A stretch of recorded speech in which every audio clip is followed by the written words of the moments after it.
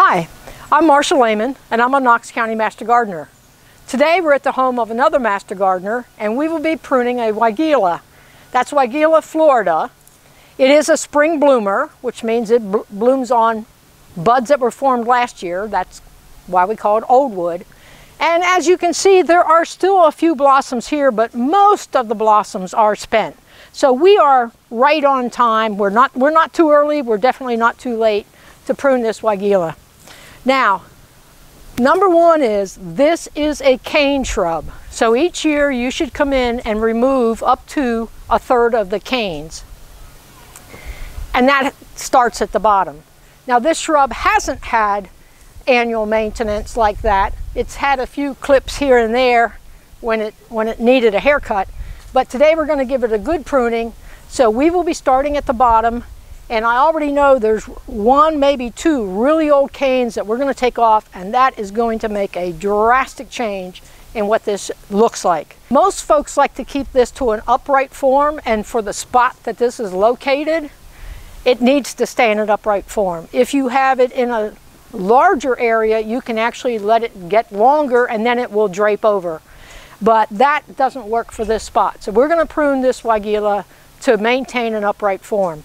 But again, being a cane shrub, we're going to start at the bottom and take out a couple of really old woody canes. In fact, the first one I looked at, well, I've got my pruners on my hip and I've got the loppers nearby. I was going to use a little hand saw, and then it's really kind of a tight spot. So I'm actually going to start with a big cut of an old cane down at the bottom, and I'm going to use a cordless reciprocating saw to do that. The key to that is make sure you have a pruning blade. You don't want just a regular wood blade or a metal blade, but you can buy pruning blades for your reciprocating saw, and that comes in really handy when you've got big old tough woody canes that you want to cut. This is the first really old woody cane. I mean, if you look at this, you can just see the texture of it.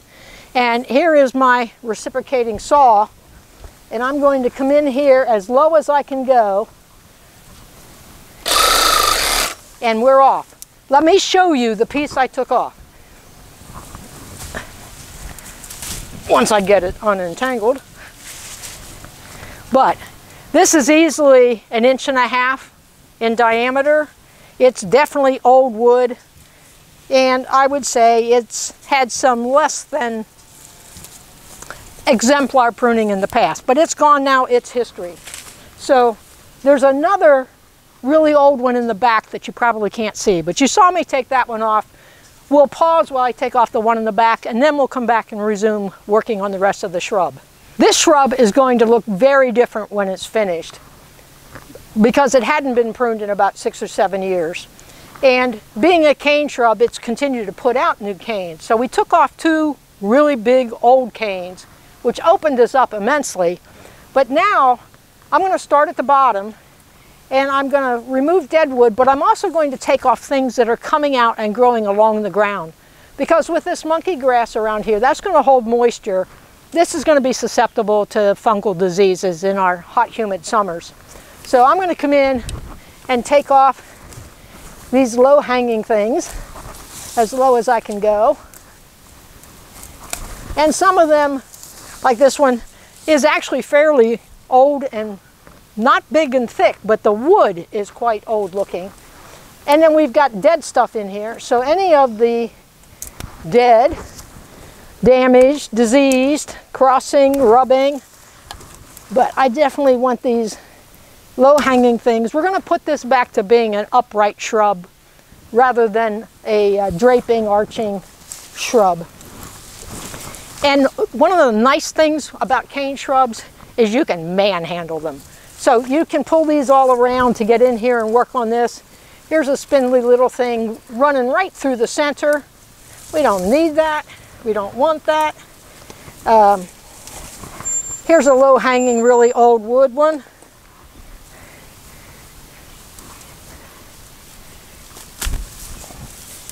And sometimes you'll make a cut and then you'll realize you didn't go low enough. So if you don't leave stubs, I guess is the point. If you've got a 6-inch stub that you realize you didn't go low enough, go back and make a second cut and take it all the way down. And that is, in fact, what I just did. So I will come back in with my loppers and make a second cut.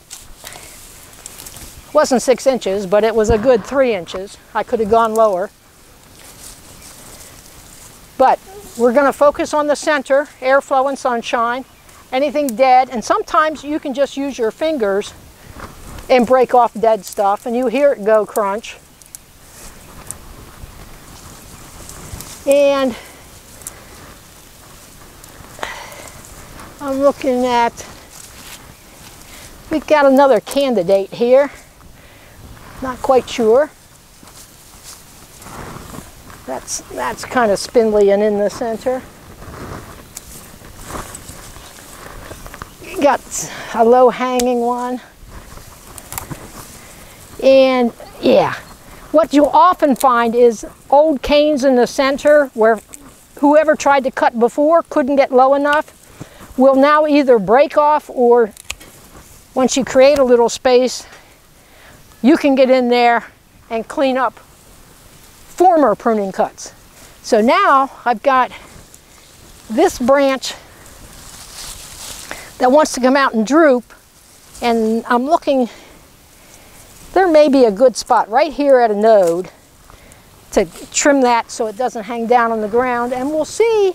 It's got some green on the end. We'll see what it does. Here's another.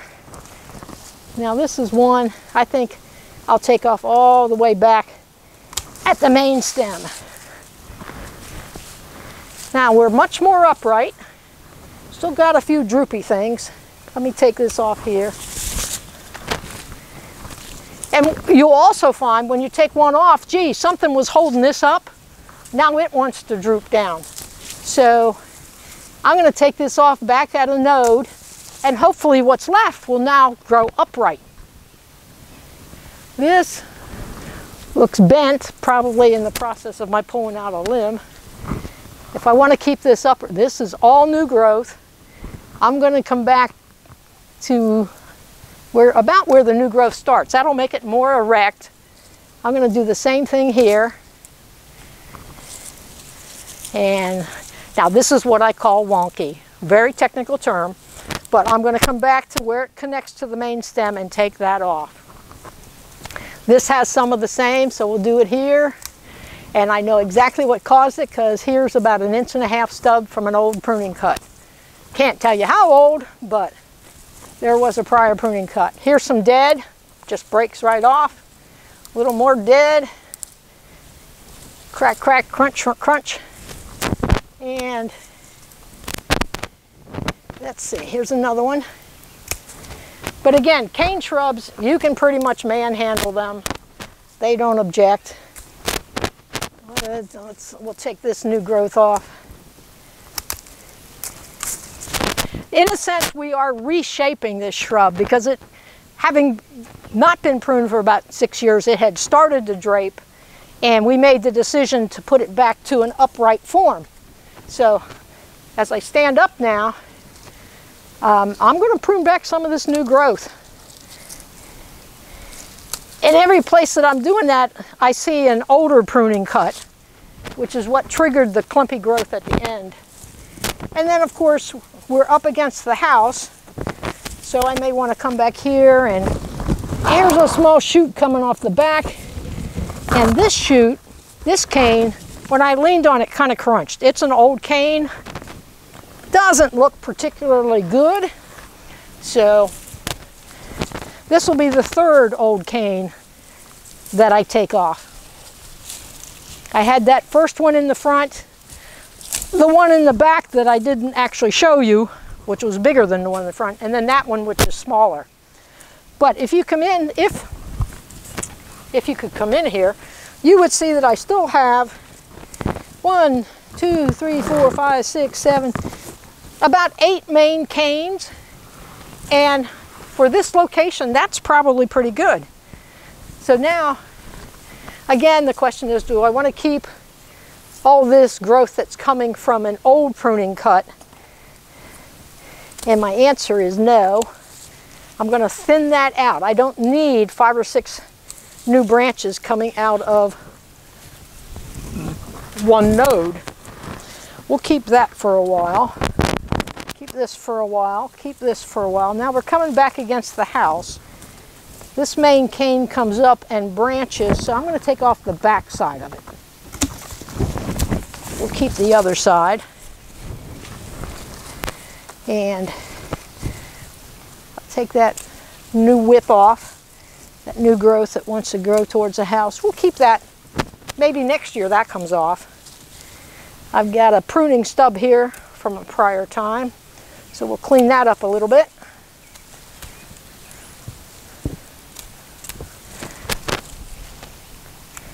And now I just need to walk around the plant. I suspect there's a few things on that side that I need to look at.